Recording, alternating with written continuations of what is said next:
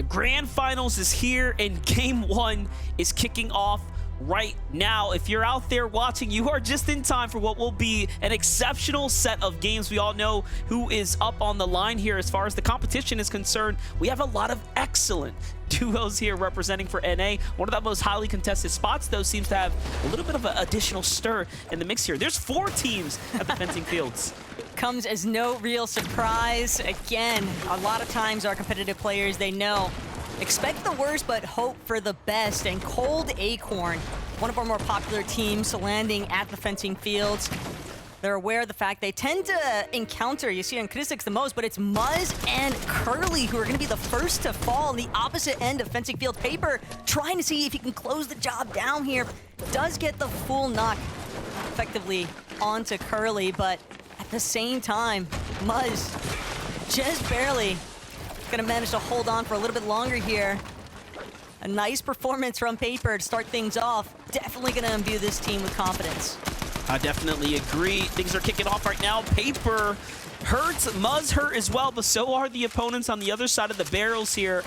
And you can see the 2 duos lurking nearby. Acorn Cold, Kristix Yasir contemplating if whether or not jumping in here is worth it. It does seem like Kristix and Yasir could be deciding if they're gonna move a little closer, but first Muzz and Paper have to finish this battle quickly. Seems like Raze might be picking up his duo. Not only that, but keep in mind, Muzz running relatively low as far as his ammo is concerned. Only has 8 bullets left inside of that Nemesis AR. Wants to close the distance. That's gonna be his final bush bomb expended here as well. But with 30 shield, 90 white HP, he's definitely got an advantageous position currently up against the likes of Raze. Also has Paper right next to him. These two could look to just close in on the attack, but they are definitely trying to be wary. They don't want to get over ambitious here. They understand fully that there is at least 1 or 2 other teams directly nearby that could pose a huge threat to them if they're not careful. Very standard Muzz and Paper play here to move out of the western side of this map. This is a well-placed disengage here, of course, to get to the slurp truck. We've seen this before. We've seen it again and again. But take a look at some of the highlights that are happening around the map. If you were wondering what was going on with Seek and Dash here at the Snooty Steps, they are on top of the game here, knocking down Magia Jr., who we watched just barely slipped his way into the grand finals there with that uphill qualifiers battle. But we jump into the continued action here for the grand finals kickoff game number 1 with Blake and Macwood now at the Grand Glacier. They've been contested all throughout the qualifiers, and now coming into grand finals, there's no surprise here. But this time, much bigger threats, right? They have Thoric here in a team just outside the grands. School and Thoric are definitely no walk in the park, and Blake and Macwood, their positioning currently trapped a little bit inside of the vault here at Grand Glacier, trying to make room now, breaking down these wall edits left behind by School and Thoric. They will manage to scurry out of the vault for the time being. Blake as well trying to get a good perch overhead view. Just going to continue breaking open that ceiling here at the Grand Glacier. Give himself some further leverage for trying to find a good angle, a nice line of sight that could give him the advantage. But all the while, teams down here at Mount Olympus, Booga and Agers, another one of our contested teams. They're dealing with the likes of Zeus and Hicks, though. And they don't really seem to be in too precarious of position currently. Although, it's probably only a matter of time. Booga and Agers both looking like they're just trying to set up for the actual attack onto Zeus and Hicks. Well, let's see what's going to go down here. Angles being set up now from Aaron and Chance down at the bottom of this base here. Might be seeing a little disengaged, though. This is a pretty strong, rock-steady base up top, but if Aaron and Chance want a piece of Hakio up top, they're going to have to fight for it or break the foundation of this base or something. It's real early to be setting up surge base like that, though. Akio gonna take his opportunity to try and establish some space, claiming the forecast tower as quickly as possible. They know that they're likely still gonna have to deal with a little bit of a fight here, and looming just behind them to the east, Peterbot Poyo. They've made their extension outside of Grim Gate. They've taken note of the surge tower that resides on top of the hill directly north of them. And if there's one thing that Peterbot and Pollo love to do, it's box fight. They recognize the fact that they might be able to third-party interfere, if anything, but this team, for sure, has their eyes set on that forecast tower, MDF, and they are not the sort to let something go once they've created a game plan for it. Yeah, this looks like the result of tons of preparation coming out of the semis weekend, where we already know their first set of games were a bit questionable, but I think we're looking at a much different Pollo and Peterbot who are trying to play for the win, not necessarily the eliminations. They're going to be fighting for that forecast tower here shortly. Before we get back into that battle, though, Chip and Scissors already on the move here. They have an elimination, chasing down what's left of the duo that they just encountered here on the outskirts of the map. And this is actually a very interesting zone in general, as we're already starting to see it pull a bit further to the east here. A lot of western bases. Other teams are interested in Clix and Epic Whale. How are they doing? What will they do to maintain their surge strategies? Well, it looks like it's getting into fights at the Rebels' Roost right now, as they've gone straight north to the outer edge. We've seen them play these outskirts every single time, but winning the battles, of course, Taco, is the most important thing here. This is by far one of the most common surge strategies that Clix and Epic tend to go for. They love making this rotation from Lavish Lair towards Rebels Roost to try and challenge some teams, especially when you factor in the weapons bunker that can be between these two POIs. That seems to be the priority currently for Clix and Epic. They know that if they can find at least one or ideally both eliminations here onto Hound and Aiden, that's going to clear up some room for them to then more easily navigate the weapons bunker spawn, because if they don't establish their surge strategy now, this is a team that could definitely suffer for it come the end game. Well, there it is. First tag is in, and you can see they're above the threshold by a fair margin. So they've been finding their damage all throughout game number one. That's exactly the type of position you want to be in. But now that things are updated, they need to make the decision. Do they stick around and finish this or move on? And it does seem like we're leaning more towards the latter here. They want to fight the fight. And there's just someone outside looking in. It's actual visuals whose Epic Whale's got his eyes on and trying to hold him out. We jump back in with Peterbot and Boy, who had pushed into the duo. We knew they were going to want to take the fight. And this is what we expect. And Hakio jumps into Peterbot and gets bodied immediately with a monstrous shot right there. Peterbot and Pollo, though, they know the job's not finished. They're looking for May Fishy as well. Floor's just completely collapsing underneath him. Doesn't even get a chance to try and throw up another wall. Peterbot, Pollo just way too clean with it. Some really quick eliminations established there as well, Monster. That's going to be ideal circumstances for helping them to further try and claim this forecast tower. Still lingering, though. Ooh. Might have some inclination that Edgy and Tavern are nearby. So have to be prepared for aggression from every direction at this stage. Yeah, that fight right there, I mean, they went into it with not a lot of material, and the team they took down didn't have much either. Peterbot had 23 builds. That's probably the biggest worry they're going to have right now in this game here. But Bryson Bolt's on the move right now, getting away from the congestion. You can see there's a lot of teams in this general area here. This is what Grand Finals is going to look like. The outskirts are going to be some of the more dangerous areas you could be rotating around. Bryson Bolts, they're also another one of our teams. I like the land at Dumpenhausen, a position just slightly south of Reckless Railways. The team that they've spotted out could possibly be Reet and Ritual, considering that that is their primary drop at the Reckless Railways. But more importantly, it's the fact that teams from the north have already started to trickle in towards that central map position. So if Bryson Bolts aren't careful, they could find themselves getting tagged up from those teams, filtering their way down from the mountainside. Got Fatch and Walkers here as well. Really big tags. Fatch was able to connect with that Hunter's DMR, and still trying to keep clearing out a little bit of space, controlling the rotations that other players are trying to make. Hanging out on the outskirts of Restored Reels, though, it's not going to be an easy feat by any means, but if he can keep the accuracy going, it'll definitely set them up in a nice way. Talking about being set up nicely, Pump here definitely is looking like he's got a great loadout going for him, and he's going to pop off here on Monster and Reciprocal, but nothing comes out of it, unfortunately, there. Pump and N-Pen on the move now, though. Trying to start backing up here. They don't want to get caught up outside the storm in a box fight here. You do want to start slowly making your way towards the safety of the storm here. Rapid and Batman Booga side by side. Where's Aiden? It does seem like we only have Hound there on the screen.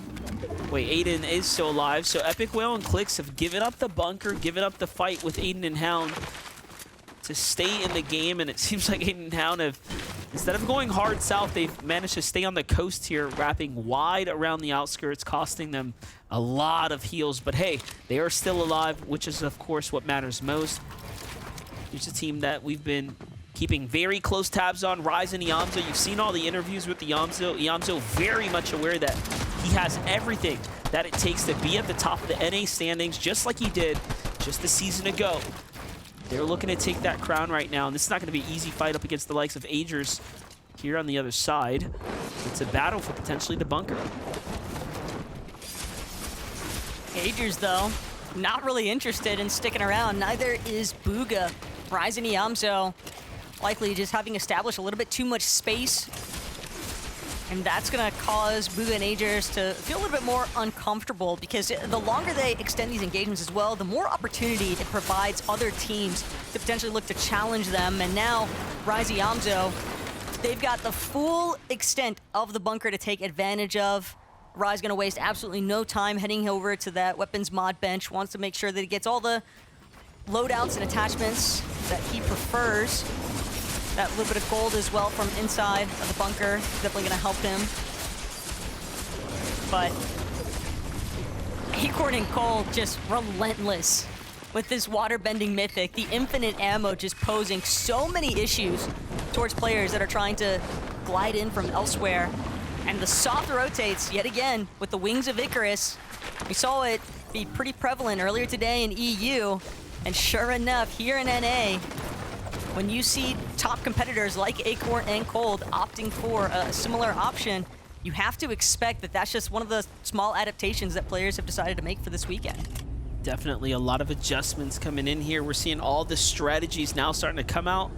The hats, if you will. A little bit concerning, though, for Acorn's low ammunition there.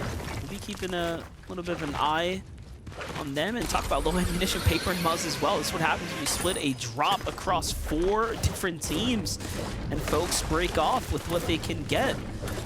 Paper and Muzz, though, this is very fortunate for them. The Rift Island spawning right above them, getting first dibs here, when you could just see from the material counts they desperately needed a big come up here. So way to put them right back in the game and at least give them some solid grounding here to work with. Considering how everything started off at Fencing Field, and it looks as though the action is still going to take place from Fencing just now on Rift Island, Krizik's going to be one of the first ones to rift in for the top of Rift Island.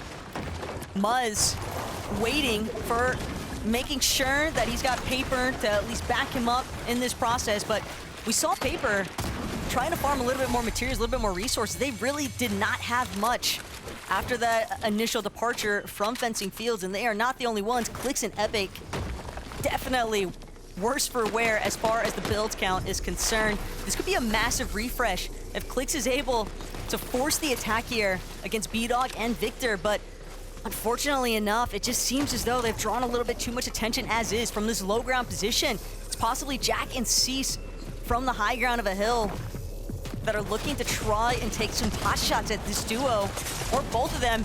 Immediately into the pots goes Victor, and B-Dog completely pieced up. Clix nearly taken down in the process, but that's going to be the exact sort of defense you'd expect from Clix and Epic.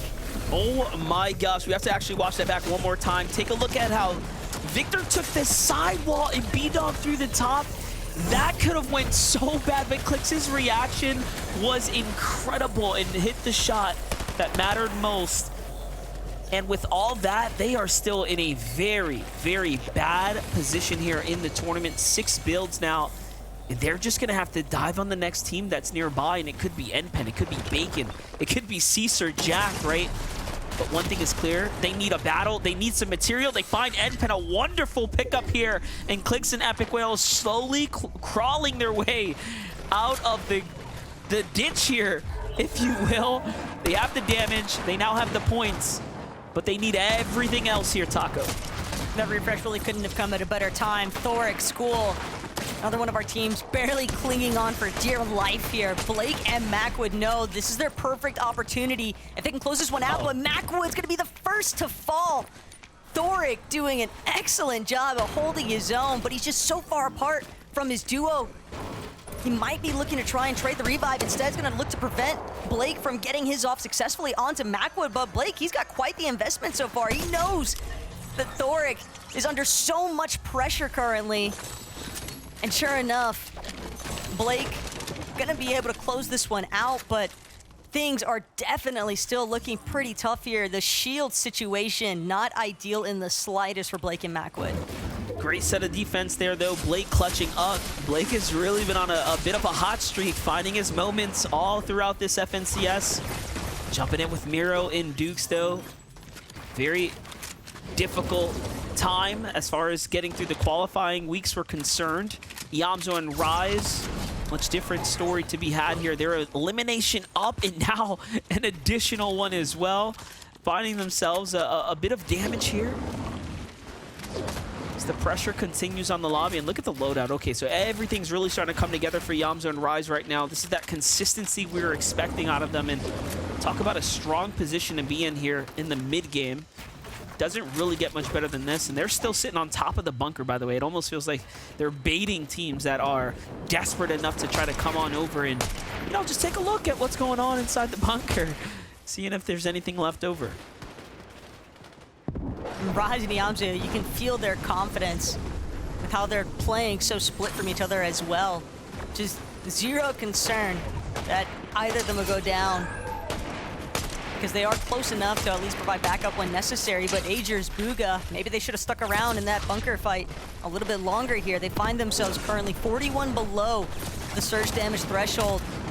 It's gonna pose a moment of desperation. Agers immediately tackling the first player he can find. It's gonna be a Minish, but Cam with the slam onto Booga.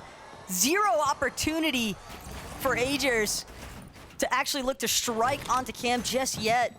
But the revive could be a real possibility here. Booga still lurking just behind the corner.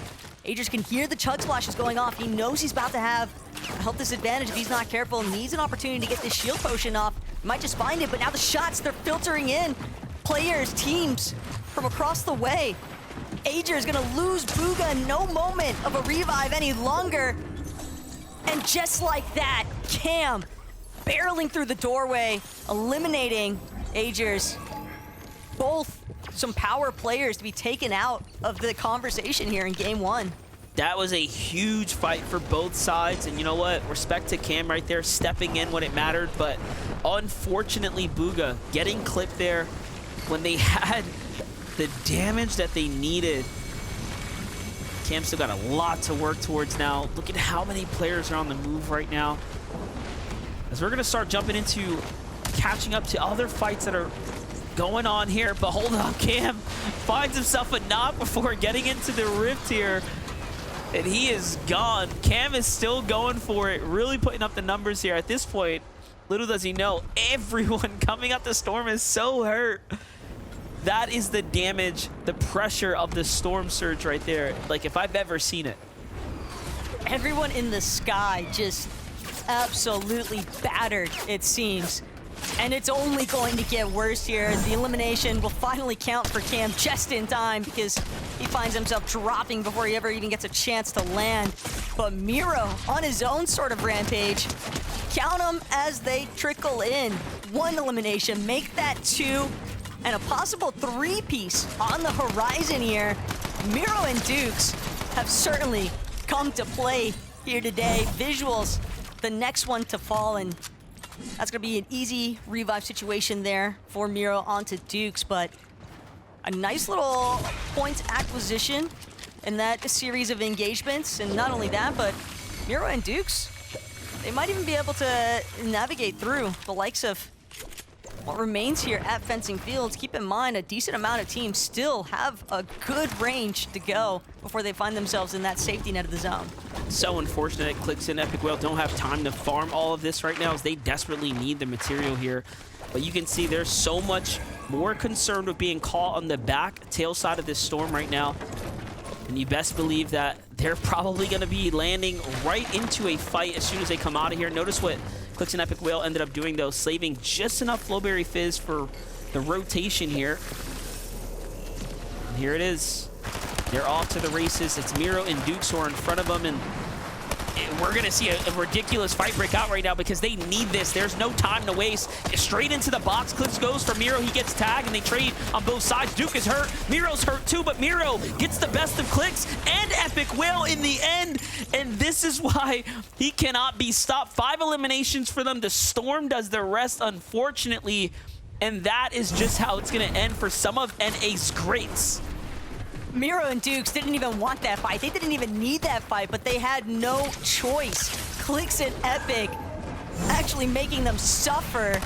That's just the replay action of what happened to Cam earlier on. We saw him gliding in.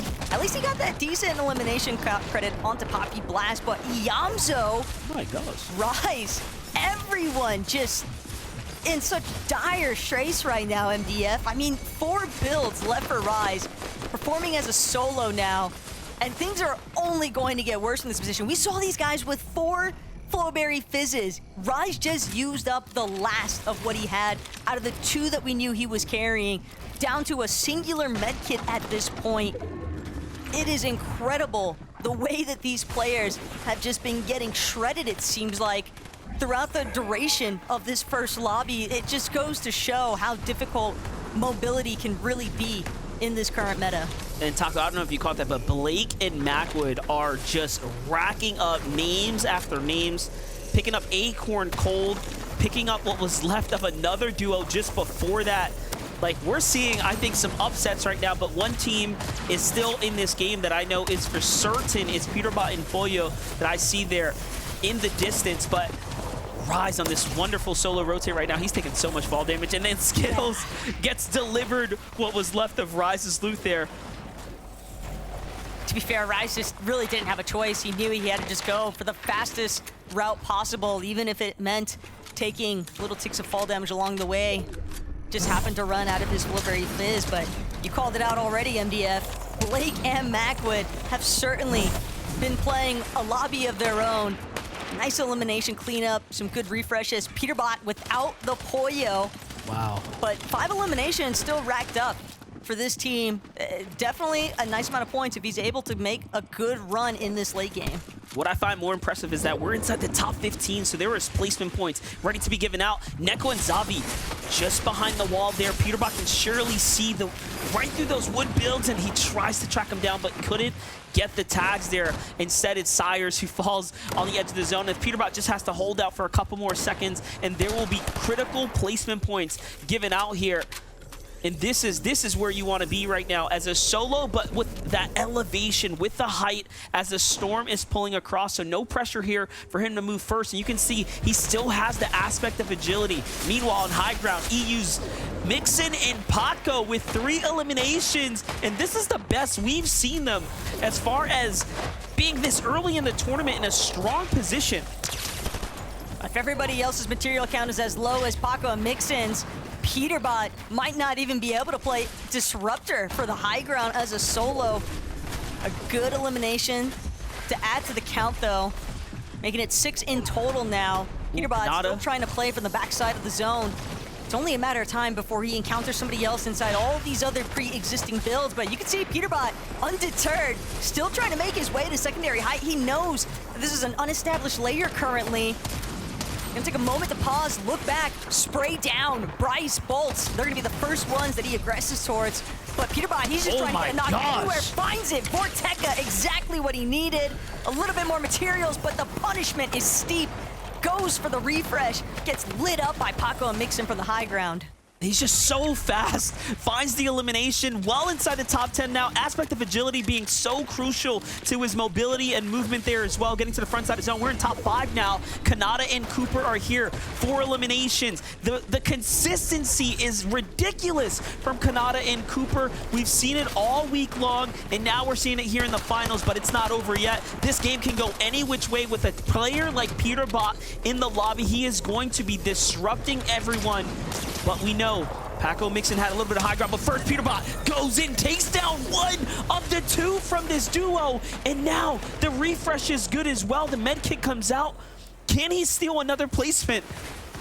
He might just pull it off, but it all depends on what's taking place from the high ground above him. Khanada and Cooper doing what they can. They drop Bryce, but Paco Mixon scurrying around. They're trying to find Cooper, they're trying to find Khanada, but they might just encounter Peterbot instead.